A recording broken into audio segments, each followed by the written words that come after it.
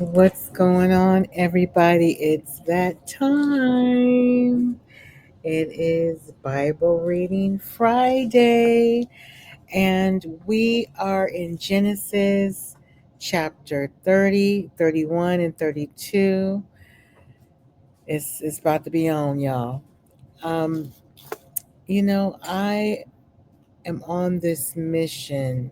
I really want to read the whole entire Bible in its entirety. That is the ultimate goal. And if I just only have one person with me on this journey, that's all right with me. I didn't get any views for this, but it's really for me. Can I be real with you? And I'm just sharing my journey with you. Um, I figured, when you have such a sometimes, it could be challenging life with caregiving and also doing a 9 to 5. Um, Sometimes it can weigh heavy. That's why the Bible is my co pilot. God is my co pilot. He has been giving me strength to get through every day. I'm a wife, I'm a mother, and He's just been so good to me. There are people out there that don't know Him. And if you don't know God, I pray that you will find Him, whether it's through my Bible reading or whether you're walking down the street and someone shares God with you and the good news. And so I'm reading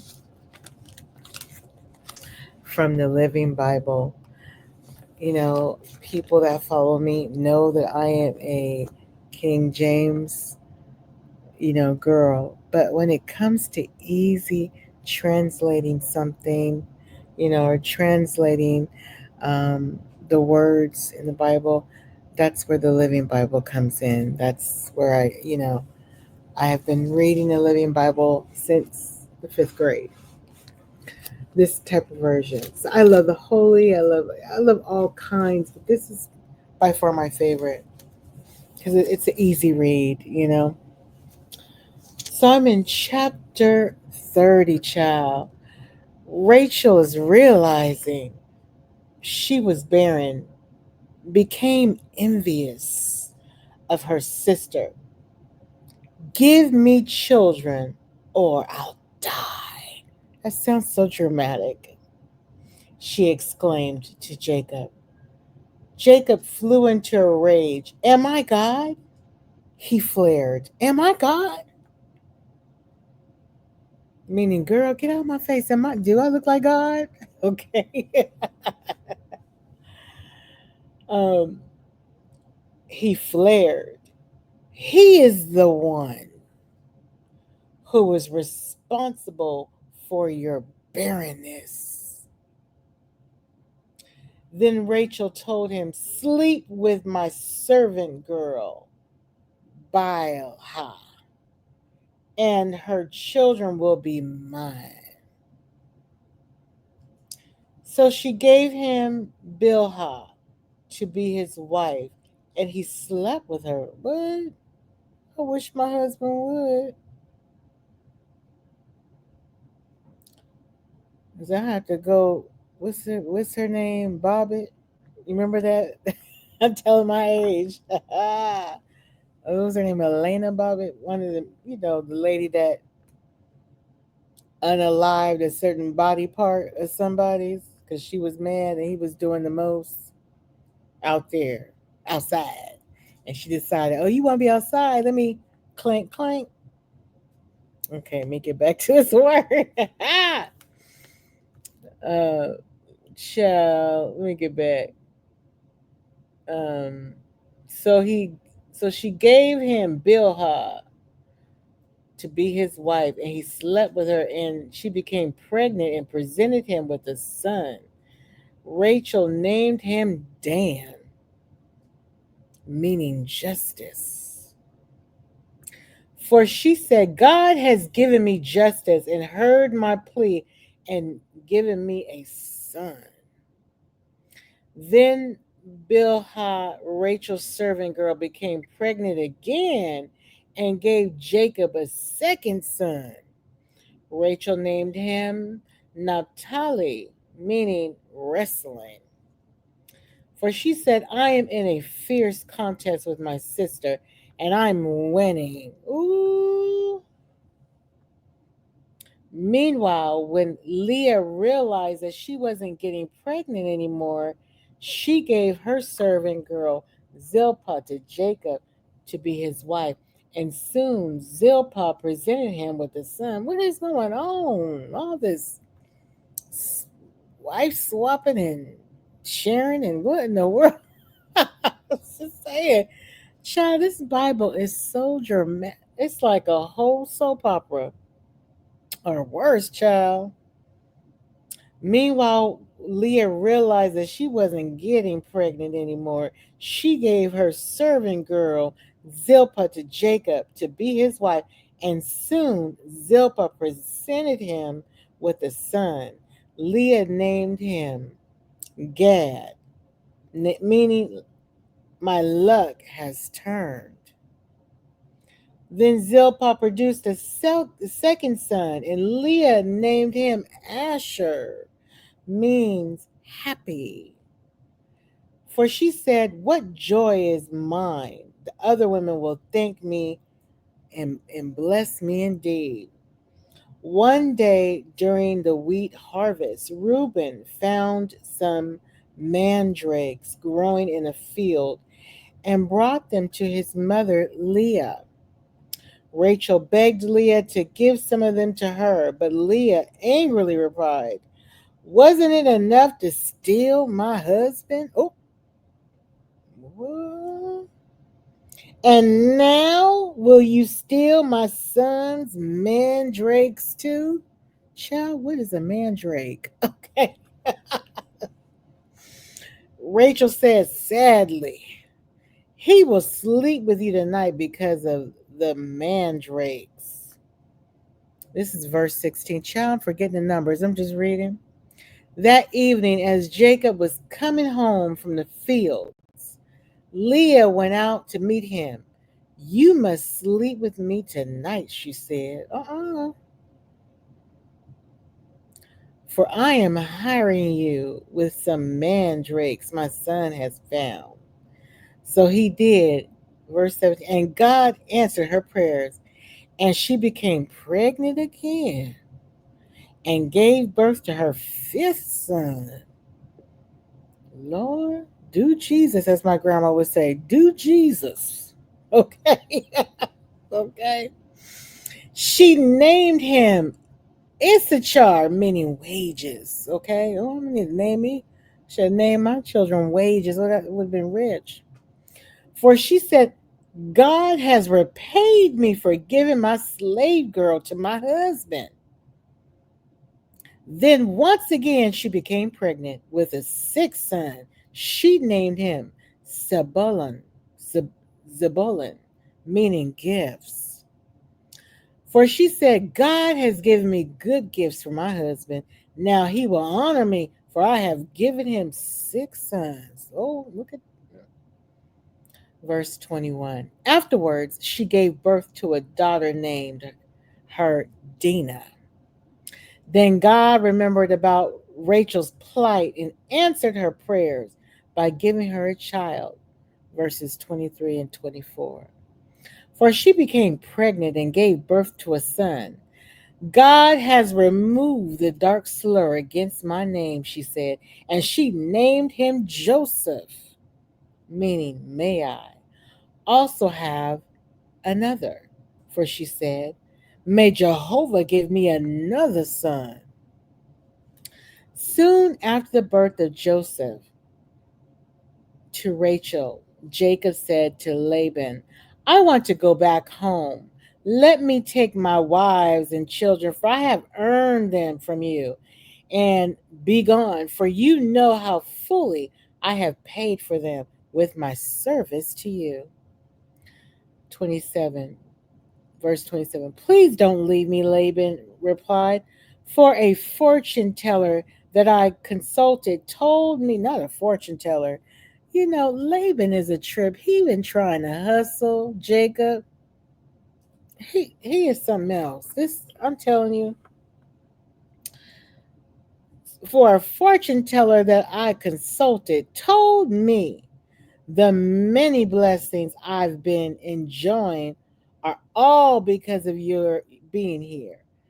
How much of a raise do you need to get you to stay? Whatever it is, I'll pay it. Verse 29, Jacob replied, You know how faithfully I've served you through these many years, and how your flocks and herds have grown.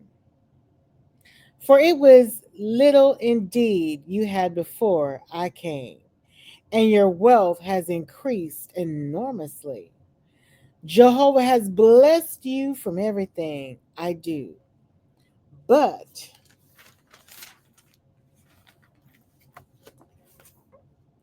now, what about me? What should I provide for my own family? Verses 31 and 32. What wages do you want? Laban asked again. Jacob replied, If you will do one thing, I'll go back to work for you. Let me go out among your flocks today and remove all the goats that are speckled or spotted, and all the black sheep. Give them to me as my wages. Then, if you ever find any white goats or sheep in my flock, you will know that I have stolen them from you. Mm, that's an interesting request. Verse 34. All right, Laban replied, It shall be as you have said. Verse 35 to 36. So that very day, Laban went out and formed a flock for Jacob of all the male goats that were ringed and spotted, and the females that were speckled and spotted with any white patches, and all the black sheep, he gave them to Jacob's son to take them 3 days' distance. And Jacob stayed and cared for Laban's flock. Then Jacob took fresh shoots from popular almond and sycamore trees and peeled white streaks in them, and placed these rods beside the watering troughs, so that Laban's flocks would see them when they came to drink, for that is when they made it. Verses 39 through 40. So the flocks made it before the white streaked rods, and their offspring were streaked and spotted. And Jacob added them to his flocks. Then he divided out the ewes from the Laban's flock and segregated them from the rams, and let them mate only with Jacob's black rams. Thus he built his flocks from Laban's. Moreover, he watched for the stronger animals to mate, and placed the peeled branches before them, but didn't with the feebler ones. So the less healthy lambs were Laban's, and the stronger ones were Jacob. As a result, Jacob's flocks increased rapidly, and he became very wealthy, with many servants, camels, and donkeys. Look at he even came up. Now we are entering in chapter 31. But Jacob learned that Laban's sons were grumbling. He owes everything he owns to our father. All his wealth is at our father's expense. Oh, do we have some haters in the mix? In the mix, okay? Haters will hate. Shearing sheep, Jacob set his waters and sons on camels and fled without telling Laban his intentions. He drew. Wait a minute. Am I in the right part? Oh, wait a minute. Oh, sorry. I'm ahead. I'm in verse 2. Okay. Sorry about that. Soon Jacob noticed a considerable cooling in Laban's attitude towards him. Verse 3, Jehovah now spoke to Jacob and told him, return to the land of your fathers and to your relatives there, and I will be with you. Verse 4, so one day Jacob sent for Rachel and Leah to come out to the fields where he was with the flocks to talk things over with them. Your father has turned against me, he told them, and now the God of my fathers has come and spoken to me. Verse 6, you know how hard I've worked for your father, but he has been completely unscrupulous and his and has broken his wage contract with me again. I knew Laban wasn't going to honor it. I just knew it. But Jacob keeps falling for the okey doke every time.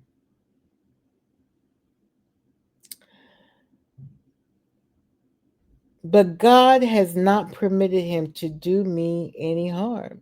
For if he said the speckled animals would be mine, then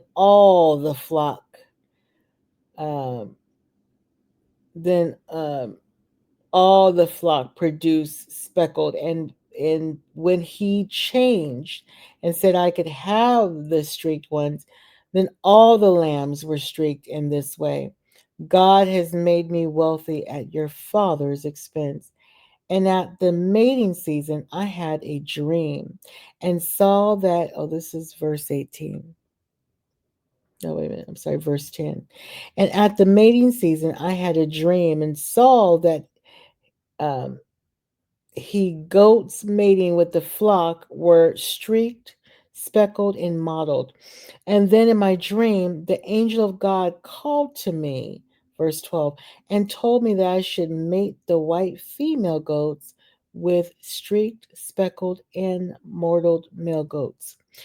Uh, for I have seen all that Laban has done to you. And the angel said, this is what the angel said. Verse 13, I am the God you met at Bethel. He continued, the place where you anointed the pillar and made a vow to serve me. Now leave this country and return to the land of your birth. Verse 14, Rachel and Leah replied, that's fine with us. There's nothing for us here. None of our father's wealth will come to us anyway. Verse 15, he has reduced our rights to those of foreign women. He sold us, and what he received for us was has disappeared. Verse 16, the riches God has given you from our father were legally ours and our children's to begin with. So go ahead and do whatever God has told you to. Verse 17 through 20. So one day while Laban was out shearing sheep, Jacob set his wives and sons on camels and fled without telling Laban his intentions. Good riddance, Laban. I'm glad Jacob did that. And fled without telling Laban his intentions. He drove the flocks before him. Jacob's flocks he had gotten there at Paddan Aram, and took everything he owned and started out to return to his father Isaac in the land of Canaan. Verse 21. So he fled with all his possessions, and Rachel stole her father's household gods and took them with her, and crossed the Euphrates River and headed for the territory of Gilead. Laban then learned of their flight for 3 days. Then, taking several men with him, he set out in a hot pursuit. and caught up. Oh, wait a minute, y'all. See, I got excited and hit my like button. Hold on, y'all. My bad, y'all. Let me just move away from my cord. That's what I did. Um, he went out to a pursuit. He set out in a hot pursuit and caught up, okay, with him 7 days later at Mount Gilead. That night, God appeared to Laban in a dream. Watch out what you say to Jacob, he was told. Don't give him your blessing and don't curse him. Verse 25. Laban finally caught up with Jacob and he was camped at the top of the ridge. Laban, meanwhile, camped below him in the mountains. Verse 26. What do you mean by sneaking off like this? Laban demanded. Are my daughters prisoners? Captured in a battle that you have crushed them away like this? Verse 37. Why didn't you give me a chance to have a farewell party with singing and orchestra and harp? Verse 28. Why didn't you let me kiss my grandchildren and tell them goodbye? This is a strange way to act. Verse 29. I could crush you, but the God of your father appeared to me last night and told me, be careful not to be too hard on Jacob. Verse 30. But see here, through you feel you must go and long so intensely for your childhood home. Why have you stolen my idols? Okay. Verse 31. I sneaked away because I was afraid, Jacob answered. I said to myself, he'll take his daughters from me by force. But as for your household idols, a curse upon anyone who took them. Let him die. If you find a single thing we've stolen from you, I swear before all these men, I'll give it back without question. For Jacob didn't know that Rachel had taken them. Verse 13. Laban went first into Jacob's tent to search there, then Leah's, and then searched for 2 tents of the concubines, but didn't find them. Finally, he went into Rachel's tent. Rachel remembered was the one who had stolen the idols. She had stuffed them into her camel saddle and now was sitting on them. So, although Laban searched the tents thoroughly, he didn't find them. Verse 35. Forgive my not getting up, Father, Rachel explained. But I'm having my monthly period. Ooh, look at her lying. She lying. She ain't on her period. She's the one that took them idols. I'm so weak. But I'm having my monthly period, so Laban didn't find them. Now Jacob got mad. What did you find? He demanded of Laban. What is my crime? You have come rushing after me as though you were chasing a criminal and have searched through everything. Now, put everything I stole out here in front of us before your men and mine for all to see and to decide whose is it. 20 years I've been with you, and all that time I cared for you, your ewes and goats, so that they produce healthy offspring. And I never touch one ram of yours for food. Verse 39. If any were attacked and killed by wild animals, did I show them to you and ask you to reduce the count of your flock? No, I took the loss. You made me pay for every animal stolen from the flocks, whether I could help it or not. Verse 40. I worked for you through the scorching heat of the day and through the cold and sleepless nights. Verse 41. Yes, 20 years, 14 of them earning your 2 daughters in 6 years to get the flock. And you have reduced my wages 10 times. Verse 42. In fact, except for the grace of God, the God of my grandfather Abraham, even the glorious God of Isaac, my father, you would have sent me off without a penny to my name. But God has seen your cruelty and my hard work, and that is why he appeared to you last night. Verse 43, Laban replied, these women are my daughters, and these children are mine, and these flocks and all that are mine. Excuse me. So how could I harm my own daughters and grandchildren? Verse 44. Child, this is like a movie. This is like a movie, y'all. Mm-mm-mm. Ah! Now he will sign a peace pact.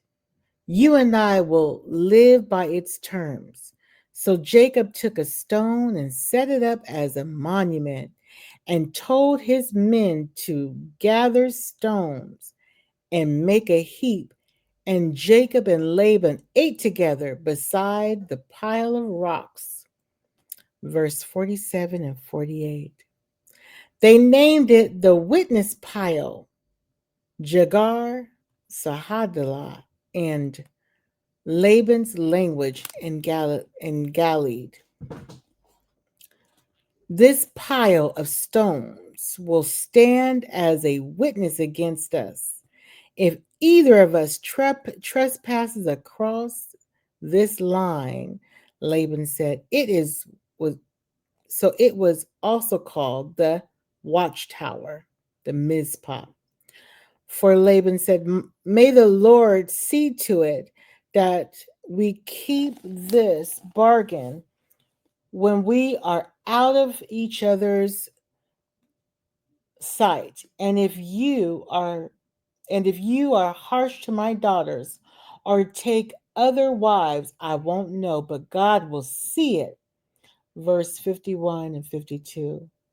This heap, Laban continued, stands between us as a witness of our vows. Hold on one second, everyone. Could you tell Daddy to make the stuffing? Okay. Sorry, catchers. Child, I'm making some turkey wings. Okay. And child, and it's smelling good. I want to stop the chapters, but I'm dedicated to the Lord. But that turkey is calling me. Okay. Okay. Then heap, Laban continued, stands between us as a witness of our vows that I will not cross the line to attack you, and you will not cross it to attack me. Verse 53. I call upon the God of Abraham and Nahor and of their father to destroy either one of us who does. So Jacob took an oath before the mighty God of his father, Isaac, to respect the boundary line. Verse 54. Then Jacob presented a sacrifice to God there at the top of the mountain and invited his companions to a feast, and afterwards spent the night with them on the mountain. Verse 55. Laban was up early the next morning and kissed his daughters and grandchildren and blessed them and returned home. Good riddance. I don't like Laban. I never liked Laban. Anyway, so Jacob, now we in the the final chapter tonight, chapter 32. And as much as I love the Lord, them turkey wings smell so good. Chapter 32. So Jacob and his household started on again. And the angels of God came to meet him. When he saw them, he exclaimed, God lives here. So he named the place God's territory. Verse 3. Jacob now sent messengers to his brother Esau and Edom in the land of Seir with this message: Hello from Jacob. I have been living with Uncle Laban until recently, and now I own oxen, donkeys, sheep, goats, and many servants, both men and women. I have sent these messengers to inform you of my coming, hoping that you will be friendly to us.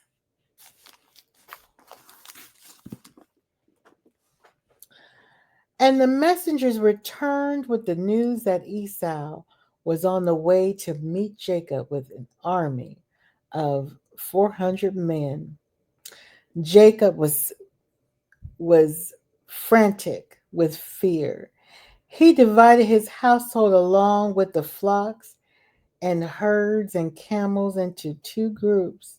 For he said, if Esau attacks one group, perhaps the other can escape.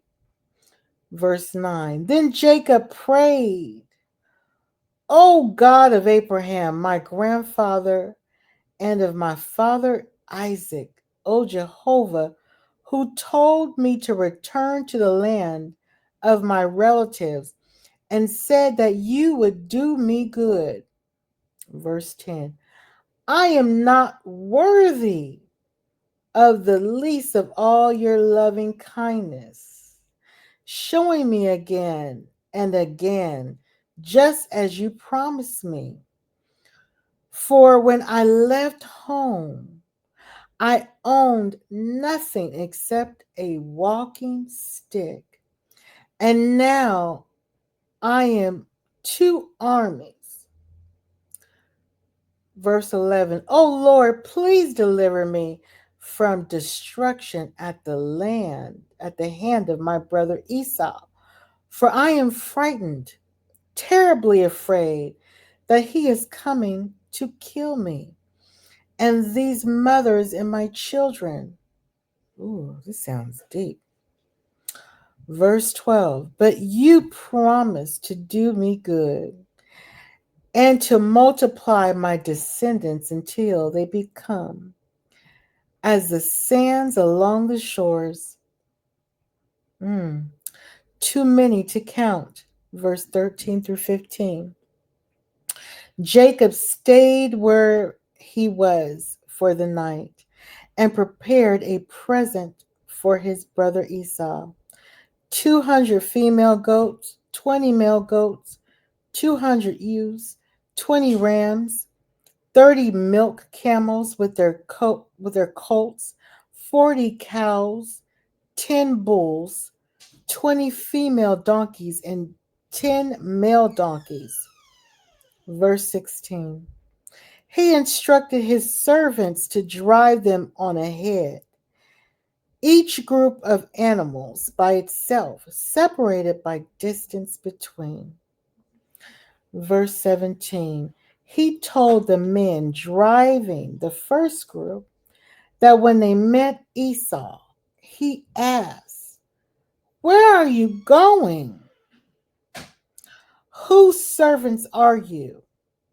Whose animals are these? Verse 18. They should reply, these belong to your servant Jacob.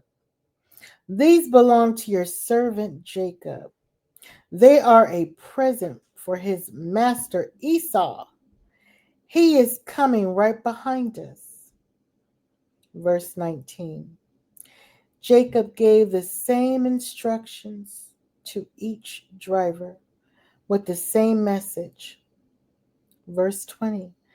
Jacob's strategy was to appease Esau with the presents before meeting him face to face. Perhaps Jacob hoped he would be friendly to us. So the presents were sent on ahead, and Jacob spent that night in the camp. You remember earlier on in this, you know, a couple chapters back, that Esau, he wanted Jacob's birthright. He was just really not a good brother. He really isn't. And the fact that Jacob feels like he needs to, butter up to him is just, it's sad. Because, if I was Jacob, I'd be like, I ain't giving him up thing. Verse 22 to 24. But during the night, he got up and wakened. His 2 wives and his 2 concubines and 11 sons, and sent them across the Jordan River at the Jabbok ford with all his possessions. Then he returned again to camp and was there alone, and a man wrestled with him until dawn. And when the man saw that he couldn't win the match, he struck Jacob's hip and knocked it out of joint at the socket. Then the man said, let me go, for it is dawn. But Jacob panted, I will not let you go until you bless me. What is your name? The man asked. Jacob, was the reply. Verse 28. It isn't anymore, the man told him. Is it Israel one who has power with God? Because you have been strong with God, you shall prevail with men. Verse 29. What is your name? Jacob asked him. No, you mustn't ask, the man told him, and he blessed him there. Verse 30. Jacob named the place Peniel, the face of God, for he said, I have seen God face to face, and yet my life is spared. The sun rose as he started on, and he was limping because of his hip. The last verse, you guys, verse 32. That is why even today the people of Israel don't eat meat from near the hip in memory of what happened that night.